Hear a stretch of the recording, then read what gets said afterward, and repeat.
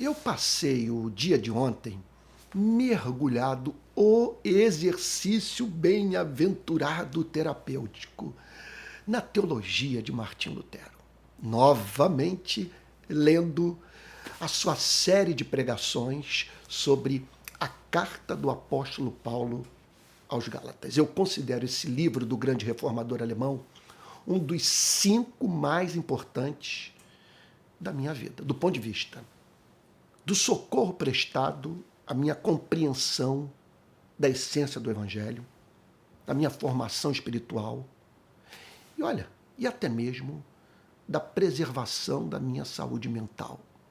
Contudo, mais uma vez, eu fui acometido pela mesma impressão. Sempre eu sinto isso quando eu leio Lutero. Ele é muito perigoso. Olha o que ele ensina.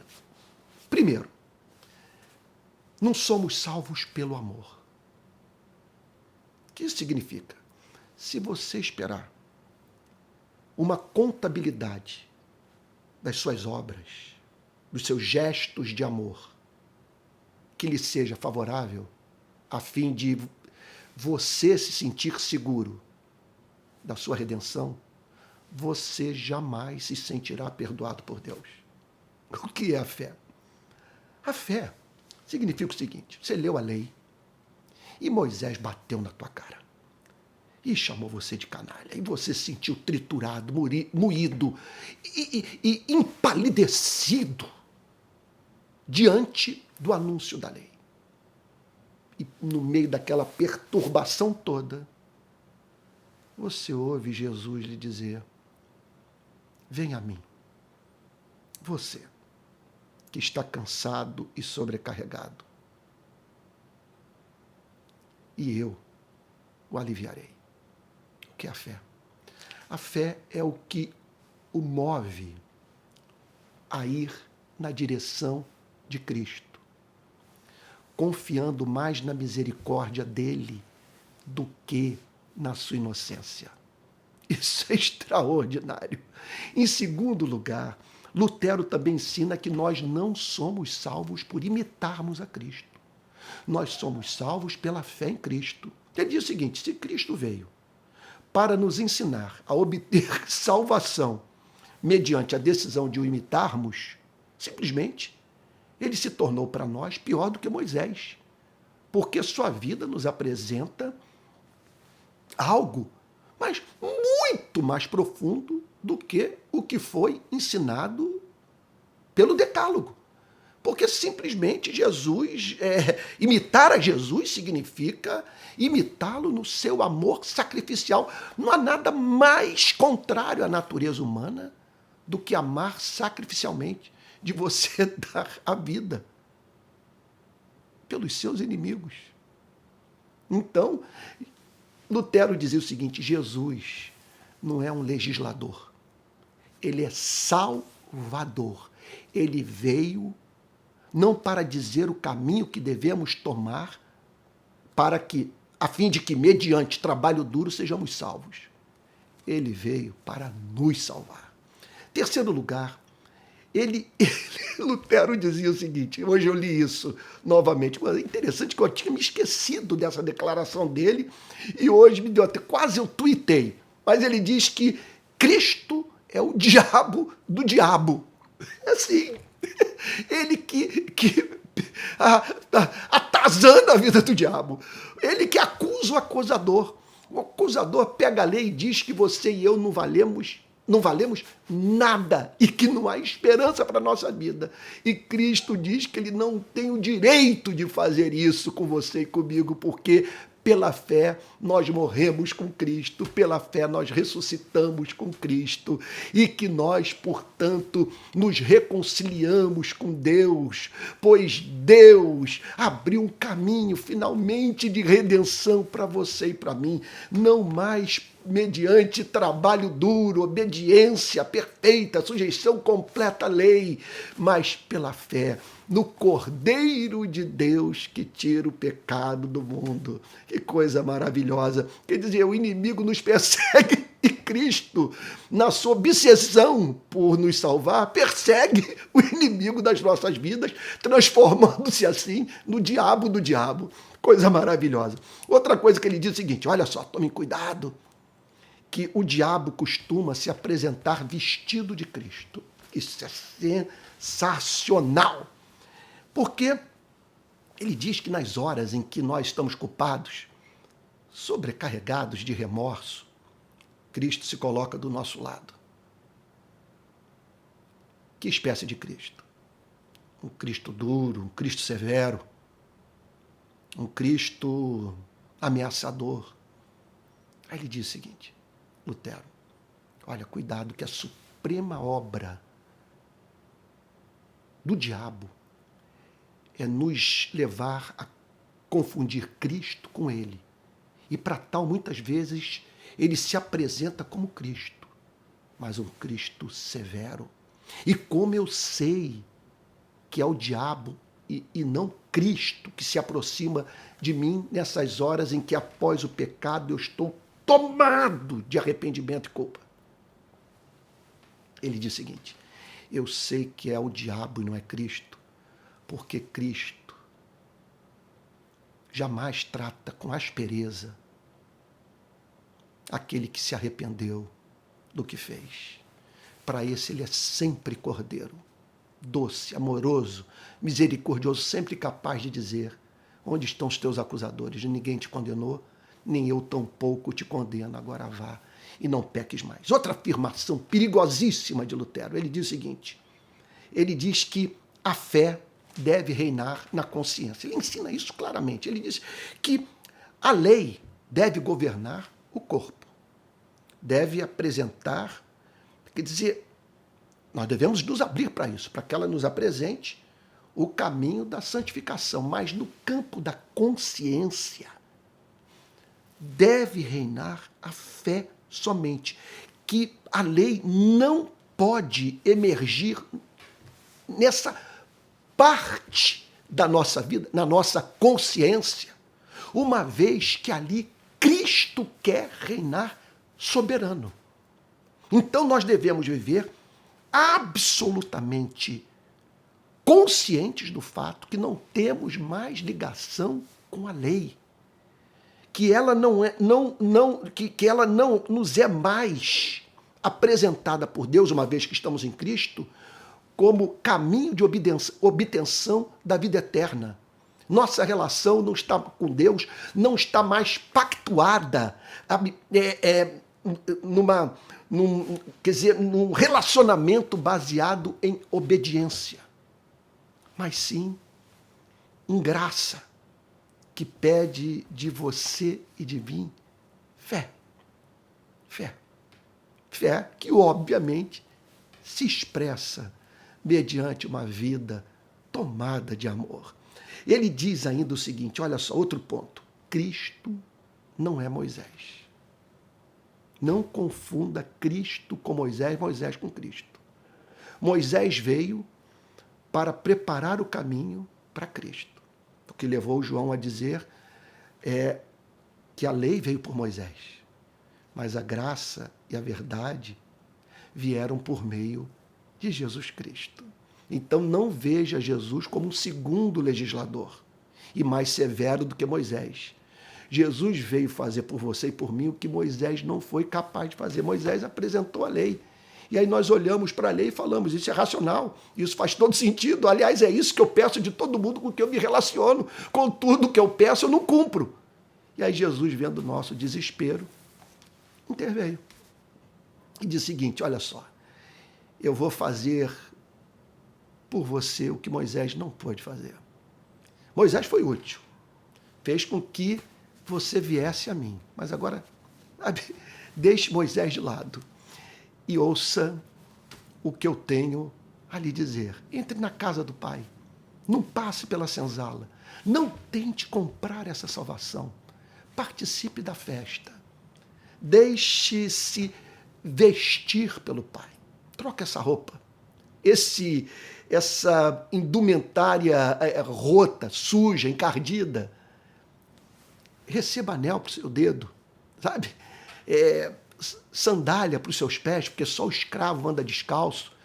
E agora, participe da dança, da música, da festa, da celebração, porque o Pai está feliz com seu retorno.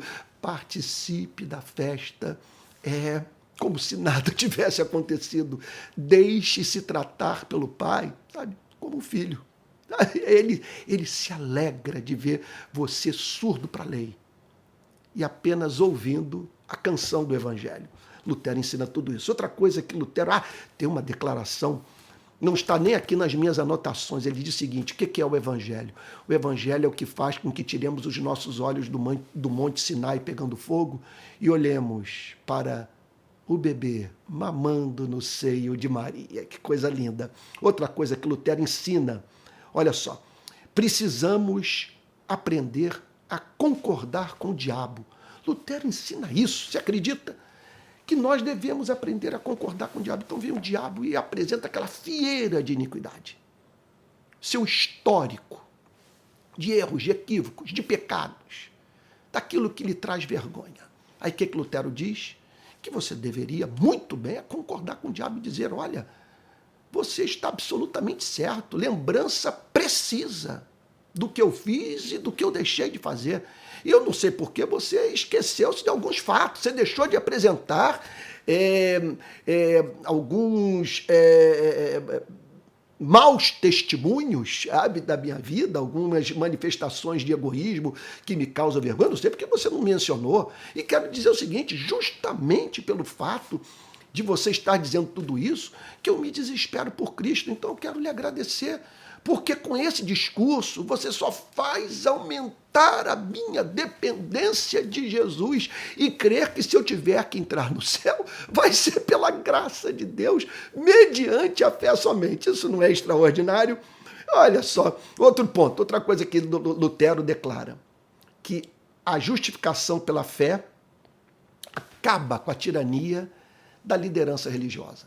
Padre e pastor não tem mais domínio sobre a sua vida. Isso é muito perigoso.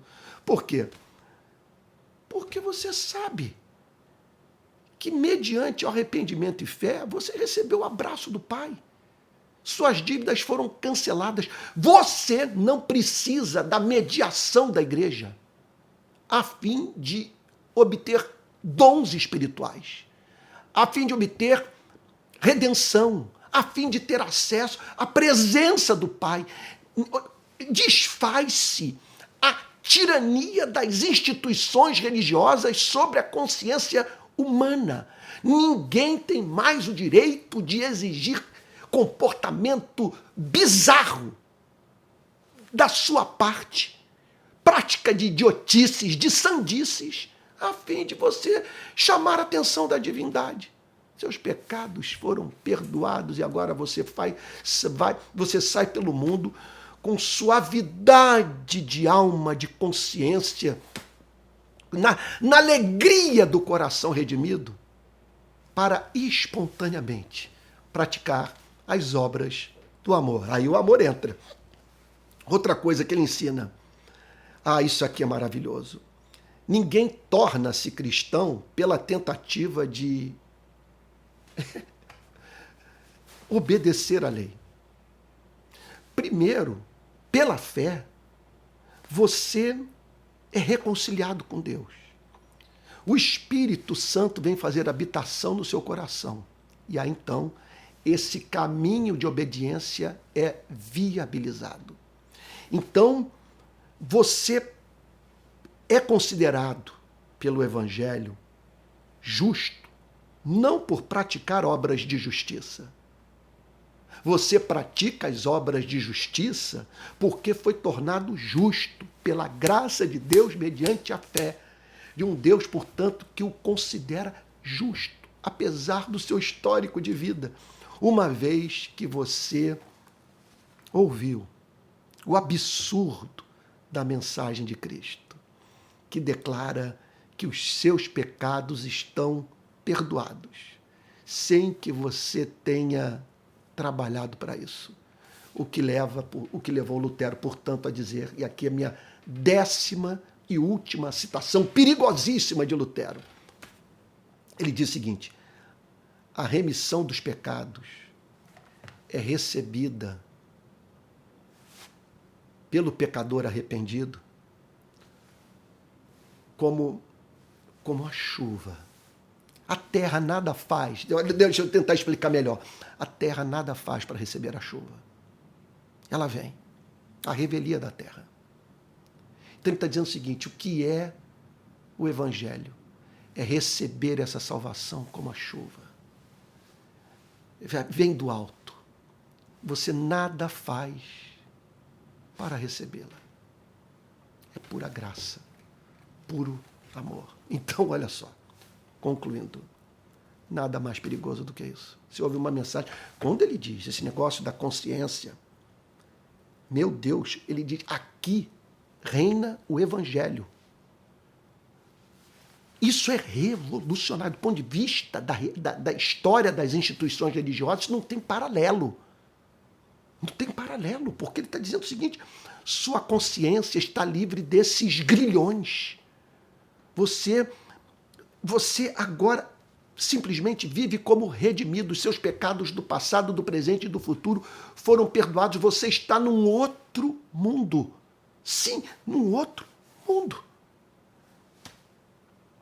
Coisa extraordinária. Meu Deus, eu tentei uma vez explicar isso num congresso de teologia.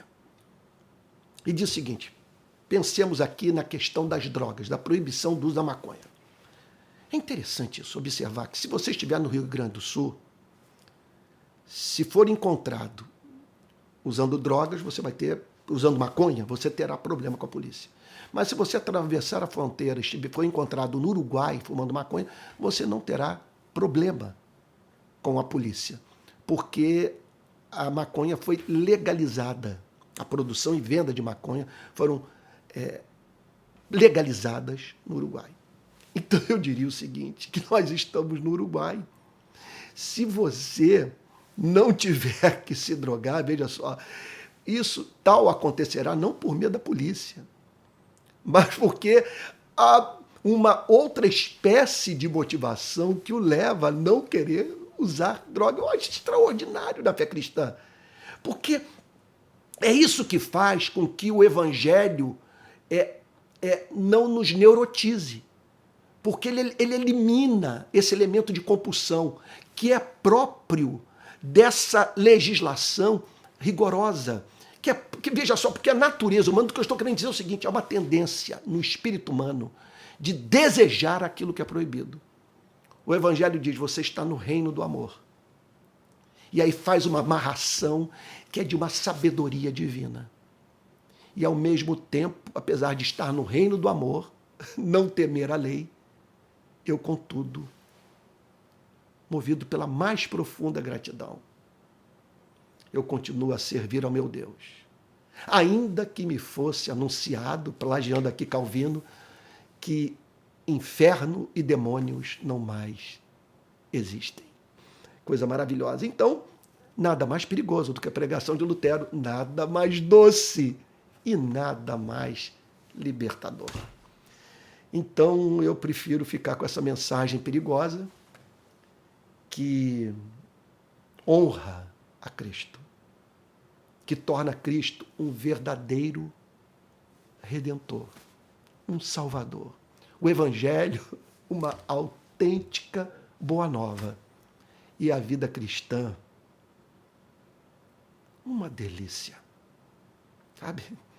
Algo que é visto como inevitável. Porque servindo a um Deus tão doce como esse, a nós só nos resta viver para fazer Deus tão amoroso sorrir.